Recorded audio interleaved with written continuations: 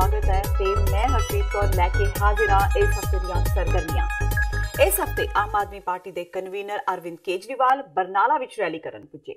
आम आदमी पार्टी की यह रैली सियासी होने के नाल-नाल इस गल तो भी चर्चा का विषय बनी रही कि रैली दौरान संगरूर के MP भगवंत मान ने यह दावा कर दिता कि हुण उन्हां शराब का हमेशा लई खैड़ा छड़ दिता है ते ओह इस संबंध विच गुरुद्वारा मस्तुआना साहिब विच अरदास करनगे। उन्होंने कहा कि शराब पीण तो रोकण पिछे उन्हां दी माता दा वड्डा हत्थ है, जिन्हां ने कहा कि शराब पिछे लोग उन्हां नूं बहुत बदनाम कर रहे हैं। रैली दौरान भगवंत मान दी माता उन्हां दे नाल सन। मेरे ते अक्सर इल्जाम हो गया भगवंत मान दा शराब पी रही, भगवंत मान दा गल्ली है गल दिन रात बीरो मैनू बड़ा दुख होंदा सी ऐ को करी जांदे पुरानी वीडियो कढ के बदनाम करदे सी, सोशल मीडिया ते बदनाम करदे सी। मैं जेडी लाइन से कलाकारी वाली च उस लाइन च अक्सर इस तरह का हुंदा है। मैं ये गल थोड़े सामने मानदा मैं भी पींदा सी, कदे कदे पी लैंदा सी, पर इन्हां ने ज्यादा बदनाम करता तां मेरी मां इत्थे आई है, मेरी मां इत्थे आ मेरी मां बैठी है, ये मैनू कहंदी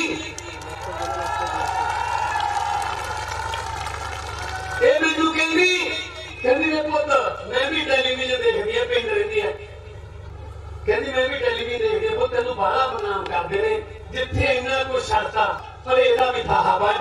मैं तुहानू अज बरनाले रैली दे विच सारे सामने दस्सण लग्या 1 जनवरी तो मैं सारा लई शराब दा था बड़दा मित्रो। आम आदमी पार्टी के आगू भगवंत मान दे शराब छड्डण दा ऐलान विरोधियों दी अखां विच रड़क रिहा है। भगवंत मान दे इस बयान तो विरोधियों ने उन्हां नूं लम्मे हथी लिया। शराब छड्डण दी गल ते विधायक सुखपाल खैरा ने सियासी हमला बोलिया। आप दी रैली दे अगले दिन चंडीगढ़ विखे प्रेस कॉन्फ्रेंस करदे उन्हां कहा कि आम आदमी पार्टी दी बरनाला रैली भगवंत मान दी शराब छुड़ाऊ रैली सी ते रैली विच पंजाब दे किसी भी मुद्दे बारे कोई भी गंभीर चर्चा नहीं की गई। उधर सुखबीर बादल नूं भी भगवंत मान दे शराब छड्डण ते यकीन नहीं आया। उन्होंने कहा कि भगवंत मान पहला कई बार शराब छड्डण दी गल कह चुके ने, पर उन्हां दी गल ते यकीन नहीं किया जा सकता कि वह सच बोलते ने या फिर झूठ। मान दे इस ऐलान ते चुटकी लैंदियां बिक्रम मजीठिया ने कहा कि जो उन्हां कोल पक्की सूचना है उस मुताबक भगवंत मान कोलों एक रात भी नहीं लंघा होनी।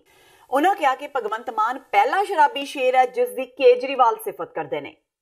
पंजाब चो बंदे इकट्ठे किए, पैसा खर्चा, बसां लियांदियां, लद के लियांदा ते ओहदा कुल नतीजा की सीगा कि भगवंत मान कल तो बाद शराब नहीं पीणगे। कि ये शराब छड़ाऊ रैली सीगी? अरविंद केजरीवाल नूं पंजाब दे पानी नहीं याद आए जिहड़े साडे हरियाणा ते राजस्थान ते दिल्ली लै गए ने? किसानां दी आत्महत्या याद नहीं आईयां, नशे याद नहीं आए, भ्रिष्टाचार याद नहीं आया, गुरु ग्रंथ साहब की बेअदबी का मुद्रा याद नहीं आया, बेबल कलां विच 2 सिख नौजवान मारे गए, उहदा एक शब्द नहीं बोल के गए। इसलिए असीं ताइयों कहा कि ये रैली कख नहीं सीगी, ये सिर्फ एक शराब छड़ाऊ रैली सी भगवंत मान दी। जी वड्डी कुर्बानी करके केजरीवाल साहब पंजाब वास्ते किन्ना वड्डा पंजाब नूं एक गिफ्ट दे के गए है कि अपने भगवंत मान जी जे आप दी शराब छड्डण लगे। हले तो ऐलान होया, वैसे ये शराब के दुख नाल ही उन्हां दे टब्बर ने उन्हां नूं छड्डता सी, वड्डे वड्डे उन्हां नूं छड्ड गए है। ये प्रोहिबिशन जिहड़ी प्रोहिबिशन लागू होण लगी है, देखो किन्ना चिर लागू रहिंदी है कि नहीं रहिंदी, क्योंकि हुण जान बचाउण लई तां इह जे कई ड्रामे करने पैणे आ। मगर मेरे कोल जो खबर है रात नहीं लंघी। मैं उहदे बारे की कमेंट करा? किन्नी बार छड्ड चुक्या, किन्नी बार कह चुक्या, किन्नी बार सोहा खा चुक्या। जिहड़ा बंदा किन्नी बार सोहा खा के मुकर जे, मैं उहदे बारे कुछ नहीं कहना चाहुंदा। अपने ते लग रहे दोषां दा भगवंत मान ने भी जवाब दे दिता। मान ने पत्रकारां वालों इस संबंधी पुछण ते कहा कि वह तां सिर्फ शराब पींदे ने जबकि बादल ते कैप्टन लोकां दा खून पींदे ने। मान ने कहा कि वह जदों शराब पींदे सन तां पींदे सन, पर हुण उन्हां शराब छड्ड दित्ती है। मान ने कहा कि उन्हां नूं हुण इस गल नाल कोई फर्क नहीं पैंदा कि विरोधी धिरां उन्हां बारे की कहंदियां ने। उन्हां कहा कि विरोधी उन्हां तो डरे होए ने ते इसे लई हर गल ते उन्हां ते निशाना बिंदे ने। ਐਵੇਂ ਮੈਨੂੰ ਬਦਨਾਮ ਕਰੀ ਜਾਂਦੇ ਸੀ। ਕੋਈ ਮੇਰੇ ਜਿਹੜੇ ਚੰਗੇ ਕੰਮ ਨੇ ਉਹਨਾਂ ਸਾਰਿਆਂ ਨੂੰ ਇਸ ਗੱਲ ਤੇ ਦਬ ਲੈਂਦੇ। ਤਾਂ ਭਗਵੰਤ ਮਾਨ ਤਾਂ ਜੀ ਇਹ ਤਾਂ ਐਬੀ ਹੈ ਜੀ, ਇਹ ਤਾਂ ਸ਼ਰਾਬੀ ਹੈ ਜੀ। ਮੈਂ ਕਿਹਾ ਜੀ ਮੈਂ ਇੰਨੀ ਵੀ ਨਹੀਂ ਪੀਂਦਾ, ਮੈਂ ਘੱਟੋ ਘੱਟ ਜੇ ਪੀਂਦਾ ਵੀ ਸੀ ਤਾਂ ਆਪਦੀ ਪੀਂਦਾ ਸੀ। ਬਾਦਲ ਕਿਆ ਵਾਂਗੂ ਤੇ ਕੈਪਟਨ ਕਿਆ ਵਾਂਗੂ ਪੰਜਾਬ ਦੇ ਲੋਕਾਂ ਦਾ ਖੂਨ ਨਹੀਂ ਪੀਂਦਾ ਸੀ ਮੈਂ। ਪਰ ਜੇ ਇਹ ਕਮੀ ਕਰਕੇ ਪੰਜਾਬ ਦੇ ਜਿਹੜੇ ਮੁੱਦੇ ਨੇ ਜਾਂ ਪੰਜਾਬ ਦੀ ਜਿਹੜੀ ਤਰੱਕੀ ਆ ਉਹਦੇ ਵਿੱਚ ਰਾਹ 'ਚ ਕੋਈ ਰੋੜਾ ਆਉਂਦਾ, ਮੈਂ ਉਹ ਵੀ ਛੱਡਣ ਨੂੰ ਤਿਆਰ ਹਾਂ ਪੰਜਾਬ ਵਾਸਤੇ। ਬਿਕਰਮਜੀਤ ਮਜੀਠੀਆ ਬਾਰੇ ਮੈਂ ਉਹਨਾਂ ਦੇ ਕਮੈਂਟ ਤੇ ਮੈਂ ਕੋਈ ਕਮੈਂਟ ਨਹੀਂ ਕਰਨਾ ਚਾਹੁੰਦਾ। ਇਹ ਉਹਨਾਂ ਨੂੰ ਪਤਾ ਲੱਗ ਜੂਗਾ ਜਦੋਂ ਲੋਕ ਵੋਟਾਂ ਪਾਉਣਗੇ। ਸੋ ਉਹਨਾਂ ਨੂੰ ਪਹਿਲਾਂ ਵੀ ਪਤਾ ਲੱਗ ਗਿਆ। ਸੁਖਬੀਰ ਬਾਦਲ ਤਾਂ ਪਹਿਲਾਂ ਵੀ ਕਹਿੰਦੇ ਸੀ ਰਾਜ ਕਰਾਂਗੇ 25 ਸਾਲ, 25 ਸੀਟਾਂ ਵੀ ਨਹੀਂ ਆਈਆਂ ਉਹਨਾਂ ਦੀਆਂ, 14 ਤੇ ਰਹਿ ਗਏ। ਸੋ ਉਹਨਾਂ ਵੱਲੋਂ ਮੇਰਾ ਨਾਂ ਲੈਣਾ ਇਸ ਗੱਲ ਦਾ ਸੰਕੇਤ ਹੈ ਕਿ ਉਹ ਡਰਦੇ ਨੇ, ਉਹ ਇਸ ਵਕਤ ਘਬਰਾਏ ਹੋਏ ਨੇ। ਜਦੋਂ ਦੇਖੋ ਮੇਰੇ ਪਿੱਛੇ ਪੈ ਰਹਿੰਦੇ ਨੇ। ਉਹ ਐਡਾ ਵੱਡਾ ਤੁਹਾਡਾ ਅੰਪਾਇਰ ਆ, ਤੁਸੀਂ ਐਡੇ ਵੱਡੇ ਤੁਸੀਂ ਜਿੱਤੇ ਹੋਏ ਹੋ ਕਈ ਵਾਰ, ਸਾਰਾ ਟੱਬਰ ਤੁਹਾਡਾ, ਤੇ ਮੈਂ ਆਮ ਘਰਾਂ ਦਾ ਮੁੰਡਾ ਹੈ। ਮੈਂ ਜਿੱਤ ਗਿਆ ਤਾਂ ਜਦੋਂ ਦੇਖੋ ਮੇਰੇ ਪਿੱਛੇ ਪੈ ਰਹਿੰਦੇ ਨੇ। ਕੋਈ ਗੱਲ ਨਹੀਂ, ਮੈਨੂੰ ਉਹਨਾਂ ਨਾਲ ਕੋਈ ਫਰਕ ਨਹੀਂ ਪੈਂਦਾ ਜਿੰਨਾ ਚਿਰ ਆ ਮੇਰੇ ਨਾਲ ਨੇ ਲੋਕ ਜਿਹੜੇ। ਸਿੱਖਿਆ ਮੰਤਰੀ ਓਪੀ ਸੋਨੀ ਲਈ ਇਹ ਹਫਤਾ ਕਾਫੀ ਭਾਰਾ ਰਿਹਾ। ਉਹਨਾਂ ਵੱਲੋਂ ਦਿੱਤੇ ਬਿਆਨਾਂ ਦਾ ਸੜਕਾਂ ਤੇ ਉਹਨਾਂ ਦੇ ਸਾਹਮਣੇ ਹੀ ਵਿਰੋਧ ਹੋਣਾ ਸ਼ੁਰੂ ਹੋ ਗਿਆ। ਹਫਤੇ ਦੀ ਸ਼ੁਰੂਆਤ ਵਿੱਚ ਸਿੱਖਿਆ ਮੰਤਰੀ ਜਲੰਧਰ ਵਿੱਚ ਇੱਕ ਸਮਾਗਮ ਵਿੱਚ ਪੁੱਜੇ ਜਿੱਥੇ ਉਹਨਾਂ ਦਾ ਖੁੱਲ੍ਹ ਕੇ ਵਿਰੋਧ ਹੋਇਆ। ਸਿੱਖਿਆ ਮੰਤਰੀ ਜਿਵੇਂ ਹੀ ਗੱਡੀ ਵਿੱਚੋਂ ਉਤਰੇ ਤਾਂ ਸਰਕਾਰੀ ਸਕੂਲਾਂ ਵਿੱਚ ਪੜ੍ਹਨ ਵਾਲੇ ਵਿਦਿਆਰਥੀਆਂ ਦੇ ਮਾਪਿਆਂ ਨੇ ਸਿੱਖਿਆ ਮੰਤਰੀ ਵਿਰੁੱਧ ਨਾਅਰੇਬਾਜ਼ੀ ਸ਼ੁਰੂ ਕਰ ਦਿੱਤੀ। ਸਰਕਾਰੀ ਸਕੂਲਾਂ ਨੂੰ ਢਾਬਾ ਕਹਿਣ ਤੇ ਨਾਰਾਜ਼ਗੀ ਜ਼ਾਹਰ ਕਰਦਿਆਂ ਸਰਕਾਰੀ ਸਕੂਲਾਂ ਨੂੰ ਢਾਬਾ ਕਹਿਣ ਵਾਲਾ ਮੰਤਰੀ ਮੁਰਦਾਬਾਦ ਦੇ ਨਾਅਰੇ ਲਗਾਏ ਗਏ। ਸਿੱਖਿਆ ਮੰਤਰੀ ਜਦੋਂ ਗੱਡੀ ਵਿੱਚੋਂ ਉਤਰੇ ਤਾਂ ਲੋਕਾਂ ਨੇ ਘੇਰਾ ਪਾ ਕੇ ਨਾਅਰੇਬਾਜ਼ੀ ਸ਼ੁਰੂ ਕੀਤੀ।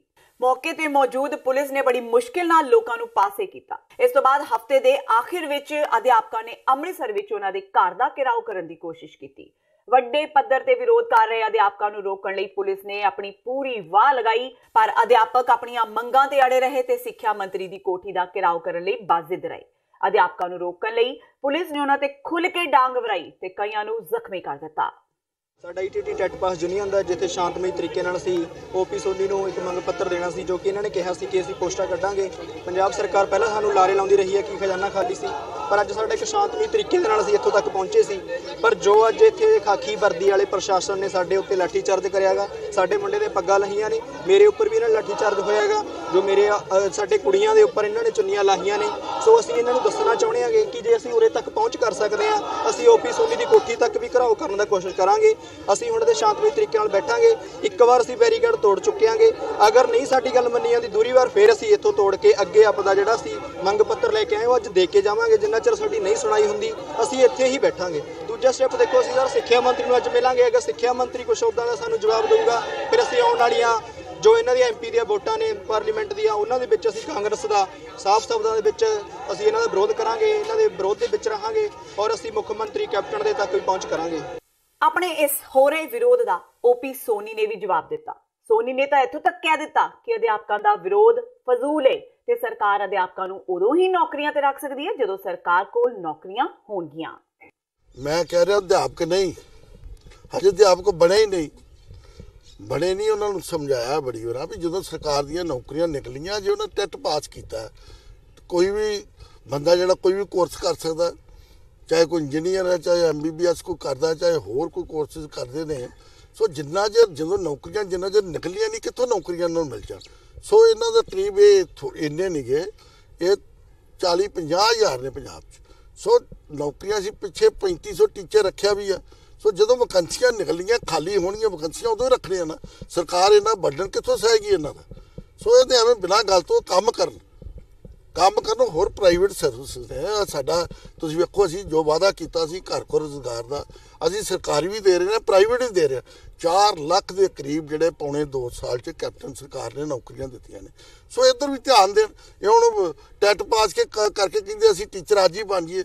ਟੀਚਰਾਂ ਦੀਆਂ ਵੈਕੰਸੀਆਂ ਕੋ ਖਾਲੀ ਹੋਣੀਆਂ, ਫਿਰ ਹੀ ਟੀਚਰ ਬਣਾਵਾਂਗੇ ਨਾ। ਮੁੱਖ ਮੰਤਰੀ ਕੈਪਟਨ ਅਮਰਿੰਦਰ ਸਿੰਘ ਵੱਲੋਂ ਵਿਧਾਇਕਾਂ ਨੂੰ 5-5 ਕਰੋੜ ਦਾ ਫੰਡ ਮੁਹੱਈਆ ਕਰਾਉਣ ਦੇ ਐਲਾਨ ਤੋਂ ਬਾਅਦ ਆਮ ਆਦਮੀ ਪਾਰਟੀ ਵਿੱਚੋਂ ਮੁਅੱਤਲ ਚੱਲ ਰਹੇ ਤੇ ਹਲਕਾ ਖਰੜ ਦੇ ਵਿਧਾਇਕ ਕੰਵਰ ਸੰਧੂ ਨੇ ਇਸ ਹਫ਼ਤੇ ਉਹਨਾਂ ਨੂੰ ਚੇਤਾਵਨੀ ਭਰੀ ਚਿੱਠੀ ਲਿਖ ਦਿੱਤੀ।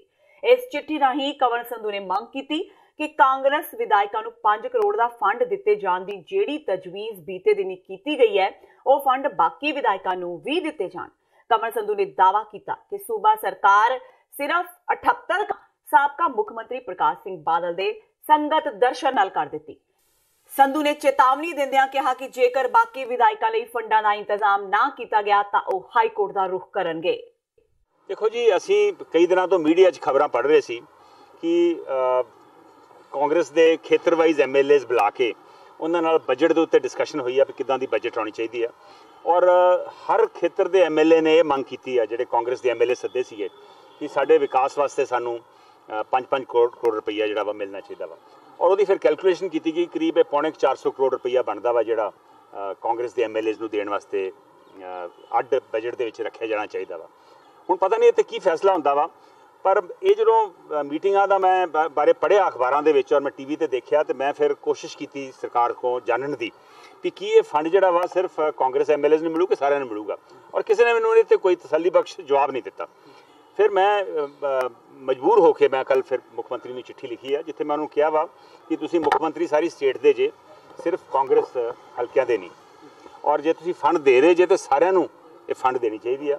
ਸਾਰੇ ਥਾਵਾਂ ਦੇ ਵਿਕਾਸ ਦੀ ਲੋੜ ਹੈ। ਮੇਰਾ ਖਰੜ ਹਲਕਾ ਵਾ ਸਭ ਤੋਂ ਪਿਛੜਿਆ ਹੋਇਆ ਹਲਕਾ ਵਾ, ਸਾਰੀਆਂ ਸੜਕਾਂ ਦਾ ਪੱਠਾ ਬੈਠਾ ਵਾ ਇੱਥੇ ਇਹ ਬਣਾ ਰਹੇ ਆ। ਔਰ ਜੇ ਆ 5 ਕਰੋੜ ਰੁਪਈਏ ਦੀ ਜਿਹੜੀ ਹੁਣ ਜਿਹਦੀ ਗੱਲ ਹੋ ਰਹੀ ਆ, ਜੇ ਸਾਡੇ ਸਾਰਿਆਂ ਹਲਕਿਆਂ ਨੂੰ 5 ਕਰੋੜ ਰੁਪਈਆ ਨਾ ਮਿਲਿਆ ਤੇ ਫਿਰ ਅਸੀਂ ਮਜਬੂਰਨ ਸਾਨੂੰ ਹਾਈ ਕੋਰਟ ਜਾਣਾ ਪਊ। ਸੂਬੇ ਵਿੱਚ ਬਣ ਰਹੇ ਤੀਜੇ ਫਰੰਟ ਦੀ ਮੁੱਖ ਮੰਤਰੀ ਕੈਪਟਨ ਅਮਰਿੰਦਰ ਸਿੰਘ ਦੀਆਂ ਨਜ਼ਰਾਂ ਵਿੱਚ ਕੋਈ ਅਹਿਮੀਅਤ ਹੀ ਨਹੀਂ ਹੈ। ਕੈਪਟਨ ਅਮਰਿੰਦਰ ਸਿੰਘ ਨੇ ਕਿਹਾ ਕਿ ਸੂਬੇ ਵਿੱਚ ਜਿੰਨੇ ਮਰਜ਼ੀ ਤੀਜੇ ਮੋਰਚੇ ਬਣੀ ਜਾਣ, ਕਾਂਗਰਸ ਨੂੰ ਕੋਈ ਫਰਕ ਨਹੀਂ ਪੈਣ ਵਾਲਾ। ਮੁੱਖ ਮੰਤਰੀ ਨੇ ਦਾਅਵਾ ਕੀਤਾ ਕਿ ਉਹਨਾਂ ਦੀ ਪਾਰਟੀ ਬਿਲਕੁਲ ਸਥਿਰ ਹੈ। ਕੈਪਟਨ ਦਾ ਇਹ ਬਿਆਨ ਇਸ ਲਈ ਅਹਿਮ ਹੈ ਕਿਉਂਕਿ ਪਿਛਲੇ ਕੁਝ ਦਿਨਾਂ ਦੌਰਾਨ ਪੰਜਾਬ ਵਿੱਚ ਸਿਆਸੀ ਸਰਗਰਮੀਆਂ ਕਾਫੀ ਭਖੀਆਂ ਹੋ ਰਹੀਆਂ। ਸੂਬੇ ਵਿੱਚ ਮੌਜੂਦਾ ਦੌਰ ਵਿੱਚ ਸ਼੍ਰੋਮਣੀ ਅਕਾਲੀ ਦਲ ਟਕਸਾਲੀ, ਪੰਜਾਬੀ ਏਕਤਾ ਪਾਰਟੀ, ਪੰਜਾਬ ਡੈਮੋਕ੍ਰੈਟਿਕ ਅਲਾਇੰਸ ਬਣੇ ਨੇ ਤੇ ਬਹੁਤ ਸਾਰੇ ਸਿਆਸੀ ਆਗੂ ਆਪਣੀਆਂ ਪਾਰਟੀਆਂ ਵੀ ਬਦਲਣ ਵਿੱਚ ਰੁੱਝੇ ਰਹੇ। ਅਜਿਹੇ ਵੇਲੇ ਕੈਪਟਨ ਦਾ ਅਜਿਹਾ ਬਿਆਨ ਵਿਰੋਧੀ ਧਿਰ ਦੇ ਮਨੋਬਲ ਨੂੰ ਡੇਗਣ ਦੇ ਸੰਦਰਭ ਵਿੱਚ ਦੇਖਿਆ ਜਾ ਰਿਹਾ ਹੈ। ਅੱਛਾ, ਬਹੁਤ ਸਾਰੀਆਂ ਪਾਰਟੀਆਂ ਇਕੱਠੀਆਂ ਹੋ ਕੇ ਤੀਸਰਾ ਫਰੰਟ ਬਣਾ ਰਹੀਆਂ ਪੰਜਾਬ ਦੇ ਵਿੱਚ, ਕਿੰਨਾ ਕੁ ਵਜੂਦ ਉਹਨਾਂ ਰਹੇਗਾ ਜੀ? ਜਿੰਨਾ ਮਰਜ਼ੀ ਬਣਾ ਲੈਣ, ਸਾਨੂੰ ਤਾਂ ਕੋਈ ਪਰਵਾਹ ਨਹੀਂ ਹੈ। ਅਸੀਂ ਬੜੇ ਸਟੇਬਲ ਬੈਠੇ ਹਾਂ ਔਰ ਅਸੀਂ 13 ਨਹੀਂ 13 ਅਸੀਂ ਤੱਕ। ਤੇ ਹੁਣ ਵੇਲਾ ਹੋ ਗਿਆ ਬ੍ਰੇਕ ਦਾ। ਬਾਕੀ ਦੀਆਂ ਸਰਗਰਮੀਆਂ ਇਸ ਬ੍ਰੇਕ ਤੋਂ ਬਾਅਦ।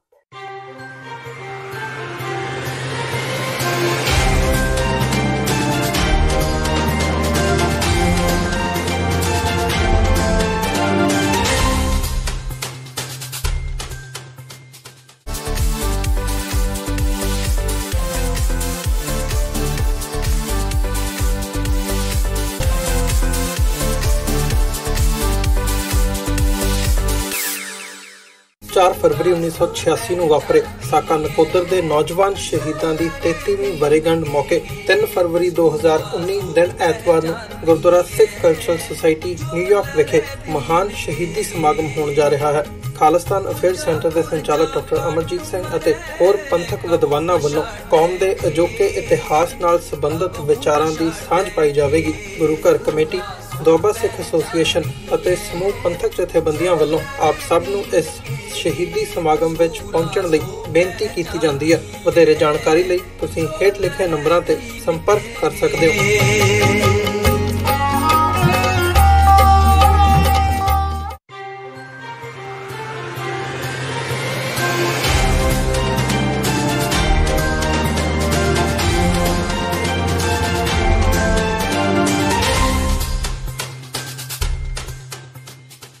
ਬ੍ਰੇਕ ਤੋਂ ਬਾਅਦ ਟੀਵੀ 84 ਦੇ ਸਰਗਰਮੀਆਂ ਪ੍ਰੋਗਰਾਮ ਵਿੱਚ ਸਵਾਗਤ ਹੈ।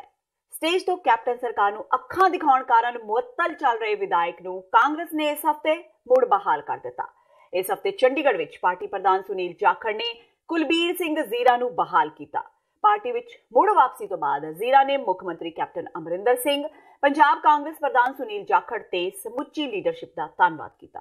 ਪਾਰਟੀ ਪ੍ਰਧਾਨ ਨਾਲ ਮੁਲਾਕਾਤ ਤੋਂ ਬਾਅਦ ਪੱਤਰਕਾਰਾਂ ਨਾਲ ਗੱਲਬਾਤ ਕਰਦਿਆਂ ਜ਼ੀਰਾ ਨੇ ਕਿਹਾ ਕਿ ਉਹਨਾਂ ਨੂੰ ਵਿਸ਼ਵਾਸ ਸੀ ਕਿ ਉਹਨਾਂ ਦਾ ਪੱਖ ਸੁਣਨ ਤੋਂ ਬਾਅਦ ਪਾਰਟੀ ਉਹਨਾਂ ਦਾ ਸਾਥ ਜ਼ਰੂਰ ਦੇਵੇਗੀ। ਨਾਲ ਹੀ ਜ਼ੀਰਾ ਨੇ ਕਿਹਾ ਕਿ ਉਹਨਾਂ ਆਪਣੀ ਗੱਲ ਮੁੱਖ ਮੰਤਰੀ ਤੇ ਪਾਰਟੀ ਪ੍ਰਧਾਨ ਕੋਲ ਵੀ ਰੱਖ ਦਿੱਤੀ ਹੈ ਤੇ ਪਾਰਟੀ ਉਸ ਤੇ ਵਿਚਾਰ ਕਰ ਰਹੀ ਹੈ। ਮੈਂ ਕੈਪਟਨ ਅਮਰਿੰਦਰ ਸਿੰਘ ਜੀ ਦਾ, ਸੁਨੀਲ ਜਾਖੜ ਜੀ ਦਾ, ਮੈਡਮ ਆਸ਼ਾ ਕੁਮਾਰੀ ਜੀ ਦਾ ਔਰ ਪੂਰੀ ਸਮੁੱਚੀ ਕਾਂਗਰਸ ਦਾ ਧੰਨਵਾਦ ਕਰਦਾ ਕਿ ਜੋ ਕਿ ਉਹਨਾਂ ਨੇ ਜਿਹੜਾ ਪਹਿਲਾ ਫੈਸਲਾ ਲਿਆ ਸੀ ਉਹ ਵੀ ਠੀਕ ਸੀ। ਜਿਹੜਾ ਇਹ ਫੈਸਲਾ ਲਿਆ ਜਦੋਂ ਮੈਂ ਆਪਦਾ ਪੱਖ ਰੱਖਿਆ, ਮੈਨੂੰ ਪਾਰਟੀ ਦੇ ਵਿਸ਼ਵਾਸ ਸੀਗਾ ਕਿ ਪਾਰਟੀ ਮੇਰੀ ਜਿਹੜੀ ਗੱਲ ਸੁਣੇਗੀ ਔਰ ਪਾਰਟੀ ਨੇ ਮੇਰੀ ਗੱਲ ਸੁਣੀ। ਆਵਾਜ਼ ਉਠਾਤੇ ਰਹੇਂਗੇ ਐਸੇ ਉਹ ਵੀ ਜਿਹੜੀ ਆਵਾਜ਼ ਸੀ ਮੈਂ ਕੈਪਟਨ ਸਾਹਿਬ ਨੂੰ ਤੇ ਔਰ ਆਪਦੀ ਹਾਈ ਕਮਾਂਡ ਨੂੰ ਮੈਂ ਦੱਸਤੀ ਹੈ, ਉਹਦੇ ਤੇ ਫੈਸਲਾ ਕਰਨਗੇ। ਆਮ ਆਦਮੀ ਪਾਰਟੀ ਮੁੜ ਪੰਜਾਬ ਦੀ ਪ੍ਰਧਾਨਗੀ ਭਗਵੰਤ ਮਾਨ ਨੂੰ ਸੌਂਪਣ ਦੀ ਤਿਆਰੀ ਕਰ ਰਹੀ ਹੈ।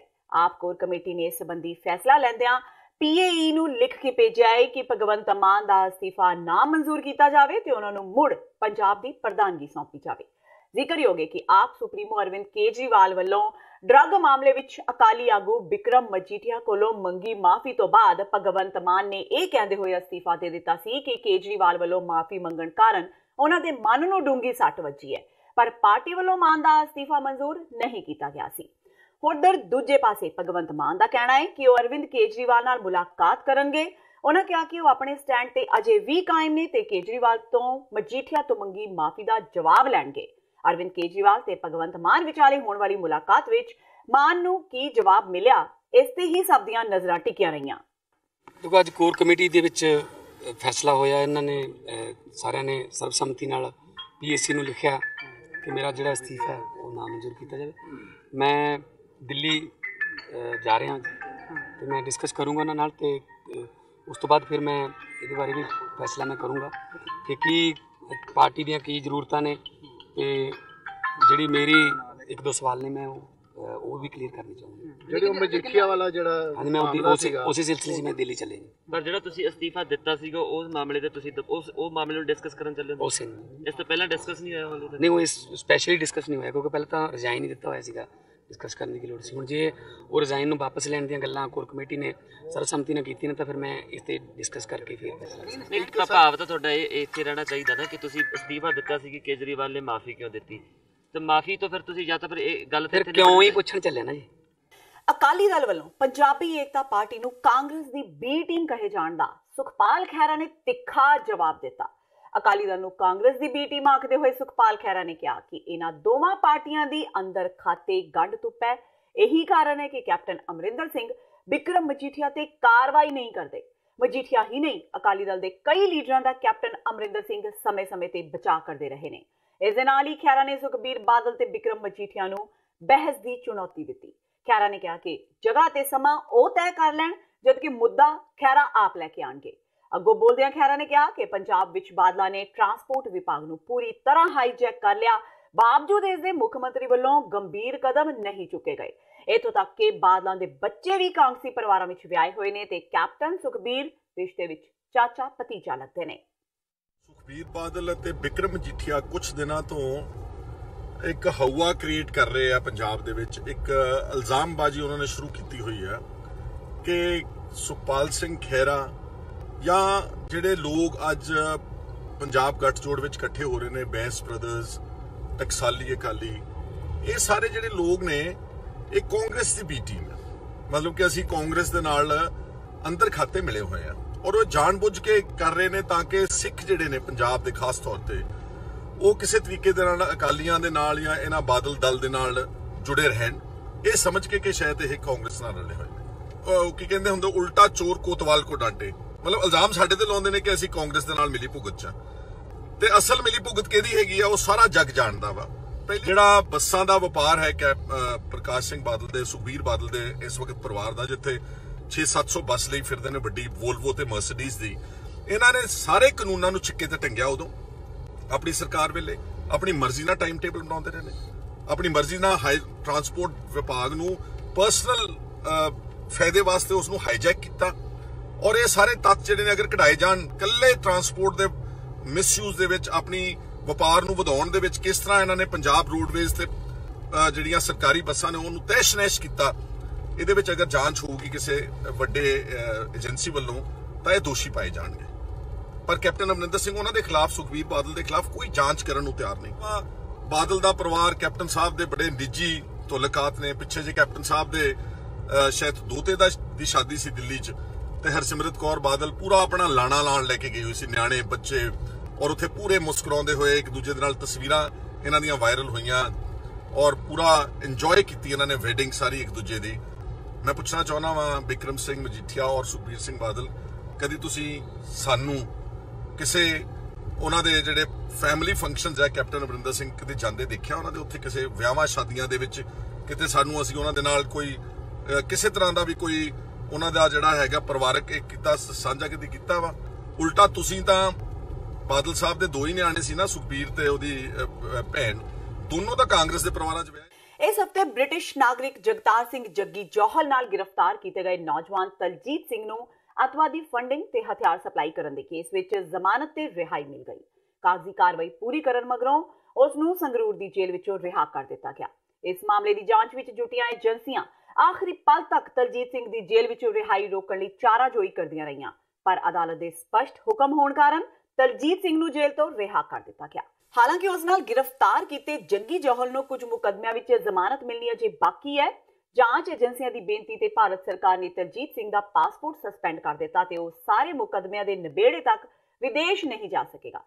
ਇਸ ਹਫਤੇ ਭਾਈ ਜਗਤਾਰ ਸਿੰਘ ਹਵਾਰਾ ਵੱਲੋਂ ਬਣਾਈ ਗਈ 5 ਮੈਂਬਰੀ ਕਮੇਟੀ ਦੀਆਂ ਸਰਗਰਮੀਆਂ ਵੀ ਦੇਖਣ ਨੂੰ ਮਿਲੀਆਂ। ਦਰਅਸਲ ਪੰਥਕ ਧਿਰਾਂ ਚੰਡੀਗੜ੍ਹ ਵਿੱਚ ਇਕੱਠ ਕਰਨ ਜਾ ਰਹੀਆਂ ਨੇ। ਮੁਤਵਾਜ਼ੀ ਜਥੇਦਾਰ ਭਾਈ ਜਗਤਾਰ ਸਿੰਘ ਹਵਾਰਾ ਵੱਲੋਂ ਬਰਗਾੜੀ ਮੋਰਚੇ ਨੂੰ ਲੈ ਕੇ ਬਣਾਈ 5 ਮੈਂਬਰੀ ਕਮੇਟੀ ਦੇ ਆਗੂਆਂ ਨੇ ਕਿਹਾ ਕਿ ਚੰਡੀਗੜ੍ਹ ਵਿੱਚ 27 ਜਨਵਰੀ ਨੂੰ ਪੰਥਕ ਧਿਰਾਂ ਦਾ ਇਕੱਠ ਕੀਤਾ ਜਾਵੇਗਾ। ਆਗੂਆਂ ਨੇ ਕਿਹਾ ਕਿ ਇਕੱਠ ਤੋਂ ਬਾਅਦ ਬਰਗਾੜੀ ਮੋਰਚੇ ਦੀ ਰੂਪਰੇਖਾ ਤਿਆਰ ਕੀਤੀ ਜਾਵੇਗੀ। ਕਮੇਟੀ ਮੈਂਬਰ ਭਾਈ ਨਾਰਾਇਣ ਸਿੰਘ ਚੌੜਾ ਤੇ ਐਡਵੋਕੇਟ ਅਮਰ ਸਿੰਘ ਚਾਹਲ ਨੇ ਪੱਤਰਕਾਰਾਂ ਨਾਲ ਗੱਲਬਾਤ ਕਰਦਿਆਂ ਕਿਹਾ ਕਿ ਪੰਥਕ ਇਕੱਠ ਵਿੱਚ ਚਰਚਾ ਤੋਂ ਬਾਅਦ ਤੁਰੰਤ ਹੀ ਬਰਗਾੜੀ ਮੋਰਚੇ ਬਾਰੇ ਪ੍ਰੋਗਰਾਮ ਉਲੀਕਿਆ ਜਾ ਸਕਦਾ ਹੈ ਤੇ ਉਸ ਬਾਰੇ ਫੈਸਲਾ ਬਾਅਦ ਵਿੱਚ ਵੀ ਹੋ ਸਕਦਾ ਹੈ। ਇਹਨਾਂ ਆਗੂਆਂ ਨੇ ਕਿਹਾ ਕਿ ਭਾਈ ਹਵਾਰਾ ਵੱਲੋਂ ਬਣਾਈ 5 ਮੈਂਬਰੀ ਕਮੇਟੀ ਵੀ ਅੰਤਿਮ ਨਹੀਂ। ਪੰਥਕ ਇਕੱਠ ਵਿੱਚ ਕਮੇਟੀ ਦੇ ਮੈਂਬਰਾਂ ਦੇ ਬਦਲਾਅ ਬਾਰੇ ਵੀ ਫੈਸਲਾ ਲਿਆ ਜਾ ਸਕਦਾ ਹੈ। ਇਹਨਾਂ ਆਗੂਆਂ ਨੇ ਕਿਹਾ ਕਿ ਬੇਅਦਬੀ ਮਾਮਲਿਆਂ ਦੀ ਮੁਕੰਮਲ ਜਾਂਚ ਕਰਕੇ ਦੋਸ਼ੀਆਂ ਨੂੰ ਅੰਦਰ ਕਰਨ, ਬਹਿਬਲ ਕਲਾਂ ਗੋਲੀकांड ਦੇ ਮੁਲਜ਼ਮ ਪੁਲਿਸ ਅਫਸਰਾਂ ਖਿਲਾਫ ਕੇਸ ਦਰਜ ਕਰਨ ਤੇ ਬੰਦੀ ਸਿੰਘਾਂ ਦੀ ਰਿਹਾਈ ਲਈ ਮੋਰਚਾ ਫਿਰ ਤੋਂ ਲਗਾਉਣ ਦੀ ਲੋੜ ਹੈ। 27 ਤਰੀਕ ਨੂੰ ਜੋ ਖਾਲਸਾ ਪੰਥ ਦਾ ਨੁਮਾਇੰਦਾ ਇਕੱਠ ਬੁਲਾਇਆ ਗਿਆ ਵਾ, ਉਹਦੇ ਬਾਰੇ ਅਸੀਂ ਕੌਮ ਨੂੰ ਸੁਨੇਹਾ ਦੇਣਾ, ਖੁੱਲ੍ਹਾ ਸੱਦਾ ਦੇਣਾ ਕਿ ਉਹਦੇ ਵਿੱਚ ਆਪਣੇ ਨੁਮਾਇੰਦੇ ਭੇਜੋ, ਉਹਦੇ ਵਿੱਚ ਸ਼ਾਮਲ ਹੋਵੋ, ਆਪਣੇ ਵਿਚਾਰ ਦਿਓ ਤੇ ਉਹਨਾਂ ਵਿਚਾਰਾਂ ਅਨੁਸਾਰ ਅਗਲਾ ਫੈਸਲਾ ਅਲੀਕੇ ਜਾਣ ਵਿੱਚ ਸਹਾਈ ਬਣੋ। ਵੇਖੋ, ਸਾਡਾ ਪਹਿਲਾ ਮੰਤਵ ਆ ਬਰਗਾੜੀ ਇਨਸਾਫ ਮੋਰਚੇ ਦੀਆਂ 3 ਮੰਗਾਂ। ਉਹਦੇ ਵਿੱਚ ਪਹਿਲੀ ਮੰਗ ਸੀ ਸ੍ਰੀ ਗੁਰੂ ਗ੍ਰੰਥ ਸਾਹਿਬ ਜੀ ਦੀ ਬੇਅਦਬੀ ਦੇ ਦੋਸ਼ੀਆਂ ਨੂੰ ਸਜ਼ਾਵਾਂ ਦਿਵਾਉਣੀਆਂ। ਦੂਜੀ ਮੰਗ ਸੀ ਬਹਿਬਲ ਕਲਾਂ ਕਾਂਡ ਦੇ ਵਿੱਚ ਜਿਹੜੇ 2 ਸਿੰਘ ਸ਼ਹੀਦ ਹੋਏ ਸੀ ਉਹਨਾਂ ਲਈ ਉਹਨਾਂ ਦੇ ਕਾਤਲ ਪੁਲਿਸ ਅਫਸਰਾਂ, ਮੰਤਰੀਆਂ ਜਾਂ ਹੋਰ ਅਧਿਕਾਰੀ ਜਿਹੜੇ ਵੀ ਜ਼ਿੰਮੇਵਾਰ ਨੇ ਉਹਨਾਂ ਨੂੰ ਸਜ਼ਾ ਦਿਵਾਉਣੀ। ਤੀਜੀ ਮੰਗ ਸੀ ਜੇਲ੍ਹਾਂ ਵਿੱਚ ਬੰਦੀ ਸਿੰਘਾਂ ਦੀ ਰਿਹਾਈ ਕਰਾਉਣੀ। ਇਹ ਸਾਡੀਆਂ ਉਹ ਮੋਰਚੇ ਦੀਆਂ ਮੰਗਾਂ ਨੇ। ਲੇਕਿਨ ਕਿਉਂਕਿ ਪੰਥ ਨੂੰ ਦਰਪੇਸ਼ ਬਹੁਤ ਸਾਰੇ ਧਾਰਮਿਕ, ਰਾਜਨੀਤਿਕ, ਸਮਾਜਿਕ ਮਾਮਲੇ ਨੇ, ਉਹਨਾਂ ਦੇ ਉੱਤੇ ਵੀ ਇੱਥੇ ਵਿਚਾਰ ਚਰਚਾ ਕੀਤੀ ਜਾਏਗੀ ਤੇ ਅਗਲਾ ਫੈਸਲਾ ਲਿਖਿਆ ਜਾਏਗਾ। ਇਸ ਹਫਤੇ ਦੇਸ਼ ਦਾ 70ਵਾਂ ਗਣਤੰਤਰ ਦਿਵਸ ਮਨਾਇਆ ਗਿਆ ਤੇ ਕੇਂਦਰ ਸਰਕਾਰ ਵੱਲੋਂ 112 ਅਵਾਰਡ ਐਲਾਨੇ ਗਏ, ਜਿਨ੍ਹਾਂ ਵਿੱਚੋਂ 3 ਅਵਾਰਡ ਪੰਜਾਬ ਦੀ ਝੋਲੀ ਪਏ। 2 ਅਵਾਰਡ ਪੰਜਾਬ ਦੇ ਸਿਆਸਤਦਾਨਾਂ ਸੁਖਦੇਵ ਸਿੰਘ ਢੀਂਡਸਾ ਤੇ HS ਫੂਲਕਾ ਦੇ ਹਿੱਸੇ ਆਏ ਤੇ 1 ਅਵਾਰਡ ਪੰਜਾਬ ਐਗਰੀਕਲਚਰ ਯੂਨੀਵਰਸਿਟੀ ਦੇ ਉਪ ਕੁਲਪਤੀ ਬਲਦੇਵ ਸਿੰਘ ਢਿੱਲੋਂ ਦੀ ਝੋਲੀ ਪਿਆ। ਇਹ ਅਵਾਰਡ ਮਿਲਣ ਤੇ HS ਫੂਲਕਾ ਨੇ ਕਿਹਾ ਕਿ ਉਹ ਇਸ ਅਵਾਰਡ ਦੇ ਮਿਲਣ ਤੋਂ ਕਾਫੀ ਹੈਰਾਨ ਨੇ, ਜਦਕਿ ਸੁਖਦੇਵ ਸਿੰਘ ਢੀਂਡਸਾ ਨੇ ਅਵਾਰਡ ਮਿਲਣ ਤੇ ਕੋਈ ਪ੍ਰਤੀਕਿਰਿਆ ਨਹੀਂ ਦਿੱਤੀ। ਮੈਂ ਸੋਚਦਾ ਇਹ ਸਨਮਾਨ ਹਰ ਉਸ ਵਿਅਕਤੀ ਵਾਸਤੇ ਆ ਜੋ ਇਨਸਾਫ ਦੀ ਲੜਾਈ ਲੜ ਰਿਹਾ, ਜੋ ਗਰੀਬਾਂ ਵਾਸਤੇ, ਜੋ ਮਜ਼ਲੂਮਾਂ ਵਾਸਤੇ ਇਨਸਾਫ ਦੀ ਲੜਾਈ ਲੜ ਰਿਹਾ, ਉਹਨਾਂ ਦੇ ਵਾਸਤੇ ਇਹ ਹੈ ਜੋ ਸਨਮਾਨ। ਤੇ ਇਹ ਉਹ ਸਭ ਨੂੰ ਇੱਕ ਤਰ੍ਹਾਂ ਦਾ ਉਤਸ਼ਾਹਿਤ ਕਰਦਾ ਕਿ ਤੁਸੀਂ ਜੇਕਰ ਇਹ ਲੜਾਈ ਲੜੋਗੇ ਇਸ ਤਰ੍ਹਾਂ ਦੀ ਤਾਂ ਤੁਹਾਨੂੰ ਕਿਤੇ ਨਾ ਕਿਤੇ ਜਾ ਕੇ ਤੁਹਾਡੀਆਂ ਇਹ ਜਿੰਨੀਆਂ ਵੀ ਸੇਵਾਵਾਂ ਨੇ ਉਹਨਾਂ ਨੂੰ ਰੈਕਗਨਾਈਜ਼ ਕੀਤਾ ਜਾਏਗਾ ਤੇ ਇਹ ਅੱਗੇ ਜਾ ਕੇ ਇਹ ਲੜਾਈ ਅਨਰਿਵਾਰਡਡ ਨਹੀਂ ਜਾਏਗੀ। ਕੈਟਾਗਰੀ ਤਾਂ ਲਿਖੀ ਆ ਉੱਥੇ ਪਬਲਿਕ ਅਫੇਅਰਸ, ਪਰ ਇਹ ਹੁਣ ਮੈਨੂੰ ਨਹੀਂ ਪਤਾ ਕਿ ਉਹਨਾਂ ਨੇ ਸਾਈਟੇਸ਼ਨ ਕੀ ਦਿੱਤੀ ਹੈ। ਪਰ ਅੱਜ ਕੱਲ੍ਹ ਜੋ ਮੇਨ ਤਾਂ ਚੱਲ ਰਿਹਾ 1984 ਇਹ ਲੜਾਈ ਦਾ ਹੀ ਚੱਲ ਰਿਹਾ। ਮੈਨੂੰ ਤਾਂ ਇਸ ਗੱਲ ਦਾ ਬਿਲਕੁਲ ਪਤਾ ਹੀ ਨਹੀਂ ਸੀ। ਬਿਲਕੁਲ ਕੱਲ੍ਹ ਦੁਪਹਿਰੇ ਮੈਨੂੰ ਹੋਮ ਮਿਨਿਸਟਰੀ ਤੋਂ ਫੋਨ ਆਇਆ ਤੇ ਉਹਨਾਂ ਨੇ ਦੱਸਿਆ ਕਿ ਜੀ ਤੁਹਾਡਾ ਨਾਮ ਲਿਸਟ ਵਿੱਚ ਹੈ ਤੇ ਅਸੀਂ ਅੱਜ ਸ਼ਾਮ ਨੂੰ ਅਨਾਉਂਸਮੈਂਟ ਕਰਨ ਜਾ ਰਹੇ ਹਾਂ, ਤੁਹਾਨੂੰ ਪਦਮ ਸ਼੍ਰੀ ਦੇ ਰਹੇ ਹਾਂ। ਬਸ ਸਿਰਫ ਇੰਨੀ ਗੱਲ ਦਾ ਪਤਾ, ਕਿਉਂਕਿ ਮੇਰੇ ਵਾਸਤੇ ਤਾਂ ਅਚਾਨਕ ਹੀ ਇਹ ਆਇਆ, ਮੈਨੂੰ ਤਾਂ ਬਿਲਕੁਲ ਕੋਈ ਆਈਡੀਆ ਨਹੀਂ ਸੀ ਇਸ ਗੱਲ ਦਾ। ਤੇ ਇਹ ਸਨ ਇਸ ਹਫਤੇ ਦੀਆਂ ਸਰਗਰਮੀਆਂ। ਹੁਣ ਮੈਨੂੰ ਹਰਪ੍ਰੀਤ ਕੌਰ ਨੂੰ ਦਿਓ ਇਜਾਜ਼ਤ। ਸਤਿ ਸ਼੍ਰੀ ਅਕਾਲ।